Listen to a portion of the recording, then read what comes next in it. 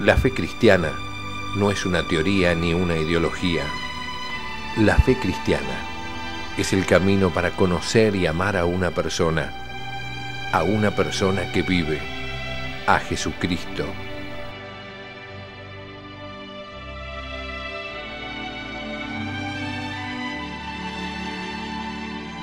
La fe cristiana, un curso del Instituto de Formación Teológica por Internet que quiere ayudarte a crecer en el amor a Jesús, nuestro Señor. En el nombre del Padre, y del Hijo, y del Espíritu Santo. Amén. Nuevamente juntos, queridos amigos, en este curso, La Fe Cristiana, en el que estamos desarrollando los temas más importantes de nuestra fe. Y la semana pasada comenzamos a tratar lo más maravilloso y magnífico que tiene la Iglesia, que es la Sagrada Eucaristía, ¿no? La semana pasada les recordaba y les decía que todo lo que hagamos por conocer más lo que es la Santa Misa, todo lo que hagamos por estudiar, ¿no?, y profundizar en el contenido teológico, será algo muy bueno, porque cuando uno más conoce, más puede amar. También cuando uno más ama, tiene más interés en conocer. Por eso, si saben poco de la misa, es lógico que no tengan a veces deseos de asistir, ¿no? Mucha gente dice, bueno, padre, yo voy a misa nomás cuando lo siento, ¿no? Y, en fin, nosotros muchas veces tenemos que hacer cosas que no sentimos. Yo mañana tengo que ir al dentista y me tiene que hacer un implante, ¿no?, que es una operación bastante complicada. Y la verdad que no es un programa que yo deseo ardientemente, pero hay que hacerlo, ¿no? Y también el maestro que tiene que dar clase y el alumno, en fin, esos padres de familia que salen temprano a trabajar, muchas veces hay que hacer cosas porque hay que hacerlo. A Jesucristo tampoco le encantó, por decirlo de alguna manera, morir en la cruz. A él también le costó morir en la cruz. Por eso si a veces cuesta un poco ir a misa, bueno, uno se está uniendo al sacrificio de Jesús. Ahora, cuando uno conoce más, cuesta menos. Cuando uno conoce más, aprovecha más. Yo estoy convencido de que muchas de las personas que no van a misa, no van porque no conocen bien qué es la misa, no saben bien lo que es la misa, no conocen las partes de la misa, los fines de la misa, qué es lo que significan las oraciones de la misa, cómo explicar el rito. Por eso les reitero, estudien lo que es la misa, estudien. Hay muchos y muy buenos libros de liturgia, y muchos muy buenos libros de espiritualidad sobre la misa, ¿no? Entonces, dedicar todos los días una lectura espiritual para profundizar en la misa es algo muy conveniente, es algo que realmente los cristianos no tenemos que dejar de hacerlo, porque es lo más importante que tenemos, la Eucaristía, la misa, Cristo, el sacrificio de la cruz. Muy bien, ahora continuamos entonces con el punto 2.2. Comenzamos la semana pasada y ahora continuamos con el título La institución y su contexto pascual, ¿no? ¿A qué se refiere? Se refiere a que Jesucristo instituyó la misa en la última cena. La última cena, ¿qué fue? La última cena fue esa cena ritual también, ¿no?, en la que efectivamente el pueblo elegido recordaba cómo Dios liberó a Israel de la opresión de Egipto. Y se acuerdan ustedes que antes de salir tuvieron que comer de pie y el Cordero Pascual, y después ese recuerdo se celebraba todos los años con una comida especial que se hacía rápidamente, con lechugas amargas y con cordero, y que efectivamente en ese recuerdo se agradecía a Dios la liberación de Egipto. Bueno, Jesucristo instituye la Eucaristía en el marco de esta celebración, en el marco del recuerdo del regalo de Dios por el que liberó a su pueblo. Por eso dice aquí, Jesucristo instituyó este sacramento en la última cena. Los tres evangelios sinópticos, o sea, San Mateo, San Marcos y San Lucas, así lo afirman, y también San Pablo en su primera carta a los Corintios, en su capítulo 11. Y aquí la síntesis de la narración que ofrece el Catecismo de la Iglesia Católica. Cuando les hablaba de estudiar y profundizar en lo que es la Santa Misa, por ejemplo, un muy buen texto es el Catecismo del Papa Juan Pablo II, ¿no? Que además pienso que tiene que estar en toda casa de familia, en toda casa cristiana, no puede faltar el catecismo, ¿no?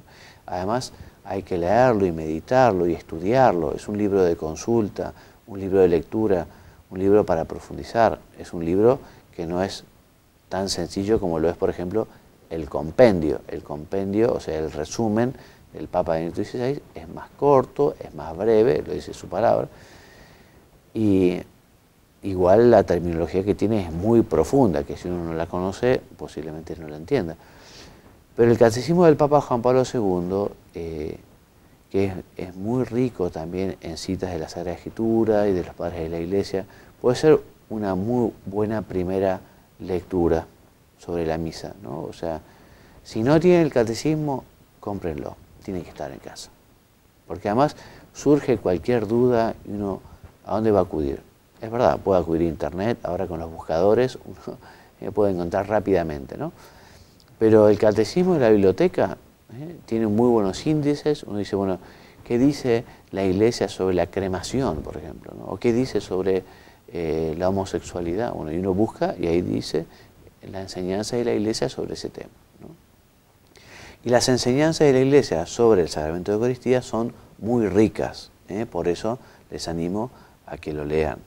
Y dice así, a modo de síntesis: llegó el día de los ázimos, en el que se había de inmolar el Cordero de Pascua. Jesús envió a Pedro y a Juan diciendo: id y preparadnos la Pascua para que la comamos. Fueron y prepararon la Pascua. Llegada la hora, se puso a la mesa con los apóstoles y les dijo: con ansia he deseado comer esta Pascua con vosotros antes de padecer, porque os digo que ya no la comeré más hasta que haya su cumplimiento en el reino de Dios. Tomó pan, dio gracias, lo partió y se lo dio diciendo: esto es mi cuerpo que va a ser entregado por vosotros. Haced esto en memoria mía. De igual modo, después de cenar, tomó el cáliz diciendo: este cáliz es la nueva alianza en mi sangre, que va a ser derramada por vosotros. Y así Jesús celebró esta última cena en el contexto de la Pascua judía, pero esta última cena del Señor posee una novedad absoluta, que la diferencia totalmente de la Pascua de la Antigua Alianza. En el centro no se encuentra ya el Cordero de la Antigua Alianza, sino Él mismo, Cristo mismo, su cuerpo, el nuevo Cordero de Dios, ese cuerpo que es entregado a modo de sacrificio al Padre en favor de los hombres, y esa sangre también derramada por muchos para la remisión de los pecados. O sea, Jesucristo en la última cena adelanta sacramentalmente el sacrificio que realizará en la cruz, donde muere y derrama hasta su última gota de sangre. Por eso podemos decir que Jesús en la última cena celebró, anunció y realizó, anticipándola sacramentalmente, la nueva Pascua, que da origen también a la nueva alianza. 2.3 Significado y contenido del mandato del Señor. Entonces Jesús dio el precepto, lo hemos leído: haced esto en conmemoración mía. Esta afirmación pone en evidencia el carácter institucional de la última cena. Jesucristo, con ese mandato, pide a los apóstoles que vuelvan a realizarlo, actualizarlo, que reiteren su presencia, la presencia de su cuerpo entregado y de su sangre derramada, es decir, de su sacrificio en remisión de nuestros pecados. O sea, Jesucristo quiso que se hiciera esto hasta el final de los tiempos, que se renovara, que se hiciera presente. Por eso dice, haced esto, en imperativo. De este modo, designó que pueden realizar la Eucaristía o celebrar la Eucaristía los apóstoles y sus sucesores, con ese mismo sacerdocio de los apóstoles. A ellos les confió la potestad de celebrarla y también determinó los elementos fundamentales del rito. ¿Cuáles son estos elementos fundamentales del rito en la Santa Misa? El pan y el vino, que como veremos más adelante, para su validez tiene que ser pan de trigo y tiene que ser vino de uva o vino de vid. No puede ser vino fabricado, por ejemplo, de las manzanas, como la sidra. También la plegaria, esa plegaria de acción de gracias, esa plegaria de bendición. La consagración de los dones en el cuerpo y la sangre del Señor, la distribución y la comunión con este Santísimo Sacramento. Dice Jesucristo, haced esto en memoria mía, en conmemoración mía, en memorial mía. Este nuevo memorial que sustituirá, lo hemos dicho, la antigua alianza. Este rito memorial no solo es un recuerdo, lo hemos dicho, como si fuera una efeméride, algo que pasó. Bueno, la Revolución de Mayo de 1810, el 9 de julio de 1816, fechas patrias en la República Argentina. Bueno, pero es un recuerdo, una historia, algo que efectivamente es muy sagrado y muy bueno en nuestra historia de independencia, historia nacional, pero hacemos presente algo que ya pasó y que quedó en la historia. En cambio, la misa hace presente al mismo Cristo allí en el altar, con las palabras de la consagración, y hace presente su sacrificio redentor. El sacrificio de la misa y el sacrificio de la cruz son el mismo sacrificio, son un único sacrificio. Punto 3. La celebración litúrgica. Entonces la Iglesia, que fue obediente a las enseñanzas de Cristo, las obediencias del Señor, celebró la misa desde el primer momento.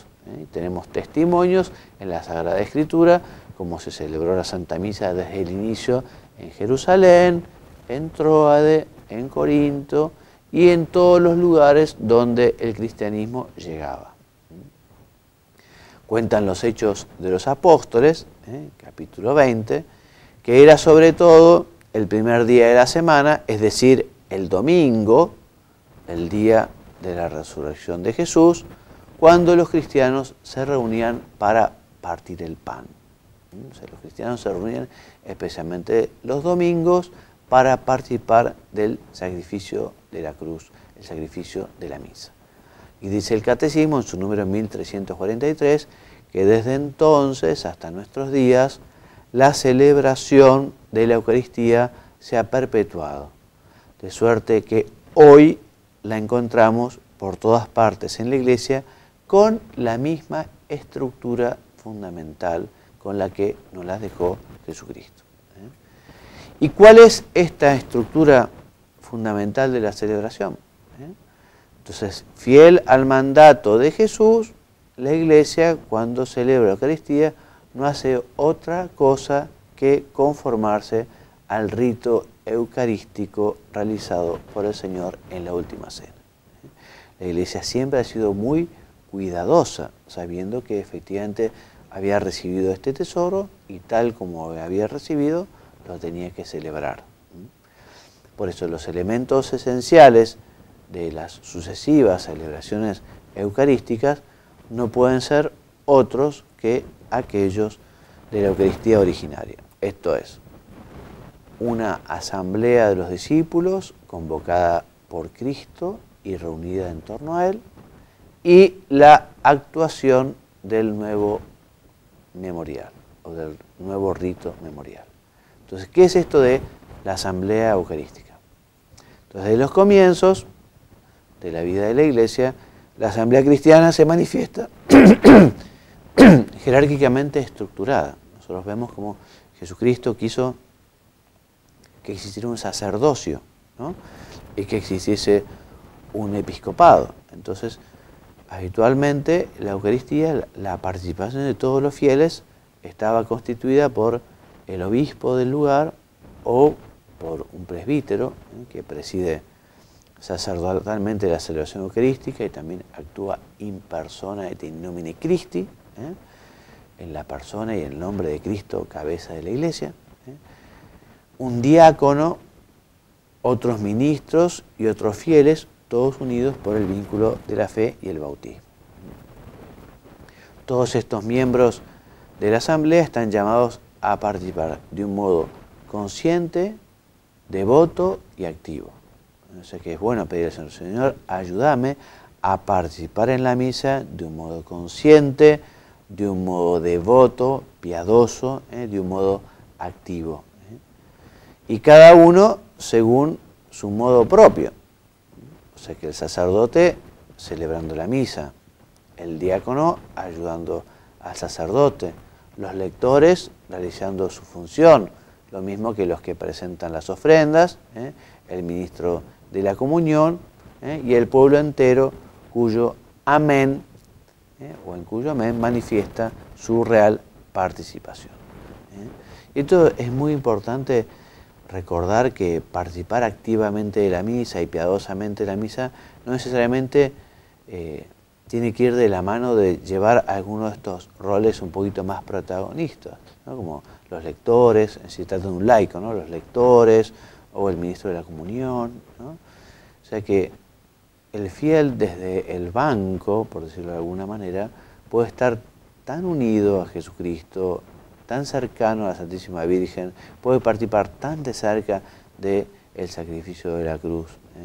Por eso es malo pensar que necesariamente uno participa de la misa si, no sé, por lo menos, no sé, recoge las ofrendas del pueblo cuando da su limosna, o lleva las ofrendas hasta el altar, mejor dicho, las ofrendas lleva al altar, o pide a los fieles que hagan su colecta para ayudar al sostenimiento de la iglesia.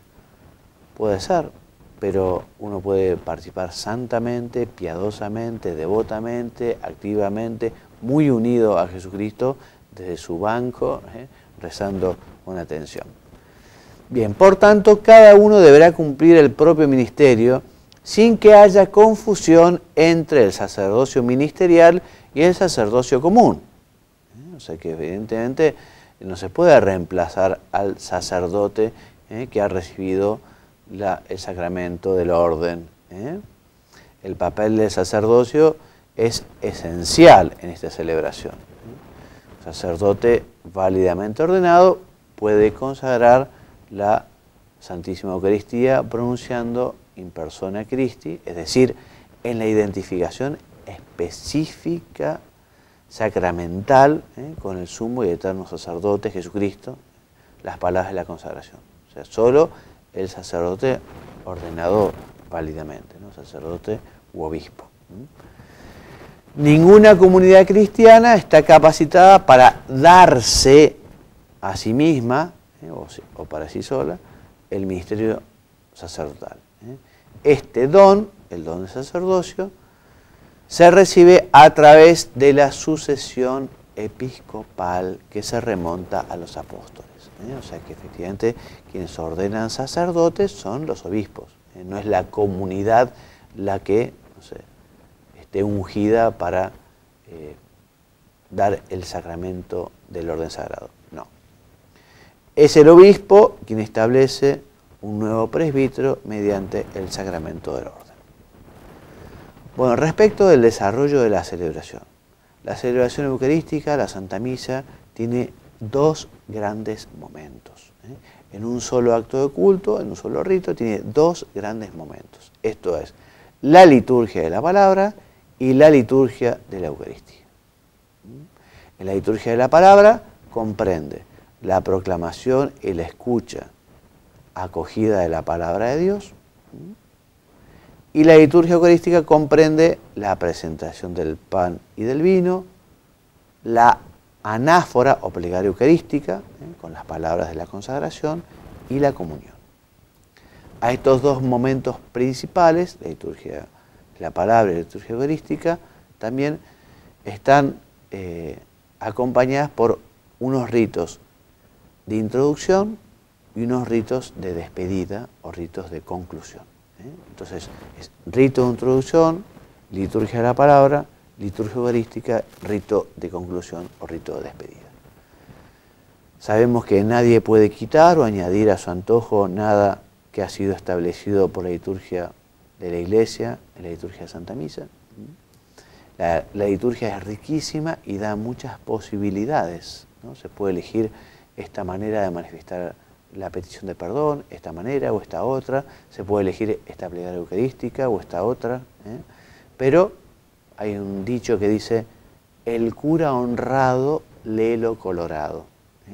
Lo colorado es la rúbrica, colorado, ruber rubris, en fin, es rojo, entonces el sacerdote tiene que seguir lo que está en colorado. Lo que está en colorado no se lee en voz alta, pero son las acciones, los actos que debe realizar el sacerdote. El sacerdote tiene que celebrar tal como se lo enseña nuestra Madre de la Iglesia. No podemos rezar de cualquier manera. Bueno, respecto a la constitución del signo sacramental. Entonces, los elementos esenciales y necesarios para constituir el signo sacramental son, lo hemos dicho, el pan de trigo y el vino de uvas. La Iglesia latina al vino le añade unas gotas de agua. Y las palabras que dice el sacerdote al añadir el agua son que por el misterio de esta agua y de este vino participemos de la divinidad del que se dignó hacerse partícipe de nuestra humanidad, dice el misal romano. Y los padres de la Iglesia, para los padres de la Iglesia, este rito significa también la unión de la Iglesia con Cristo en el sacrificio eucarístico. También constituye elemento esencial las palabras de la consagración o esta oración consacratoria, donde el sacerdote dice en nombre de Cristo, esto es mi cuerpo, esta es mi sangre. Entonces en la Santa Misa el pan y el vino se convierten en signos eficaces porque tiene una plenitud ontológica, no solo un significado de presencia, sino que realmente está el cuerpo entregado y la sangre derramada de Cristo, es decir, su persona y su sacrificio redentor. Muy bien, hasta aquí entonces esta segunda clase, este segundo programa sobre la misa. Volveremos en el próximo programa, en los dos próximos programas volveremos a hablar de la misa. Bueno, como bibliografía básica pueden leer el Catecismo de la Iglesia Católica en sus números 1322 a 1355, también la encíclica del Papa Juan Pablo II, Ecclesiae de Eucaristía, del año 2003, que la pueden comprar en la librería o la pueden buscar en internet en el sitio del Vaticano. También se recomienda la exhortación apostólica Sacramentum Caritatis del Papa Benedicto XVI y de la Congregación para el Culto Divino y la Disciplina de Sacramentos, la instrucción Redemptione Sacramentum. Una instrucción, es un documento muy concreto, parece como un código, ¿no? Si no lo han leído, se los recomiendo vivamente. Como dice aquí, es del año 2004.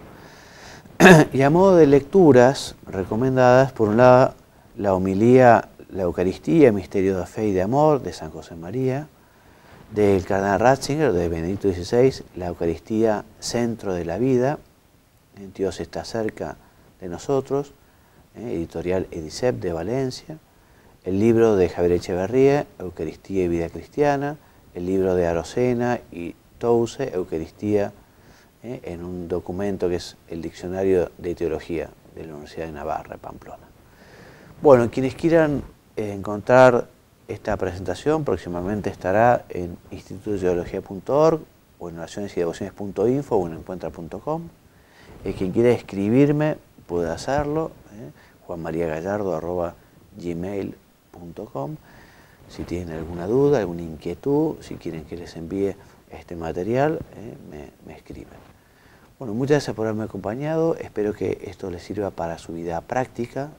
Ojalá les sirva para justamente que el próximo domingo, que van a ir a misa, les ayude a prepararse, les ayude a estar presente en la misa de una manera digna, atenta, devota, piadosa. Y en el momento de la comunión, que realmente después de esa preparación se acerquen con muchísimo amor, ¿no?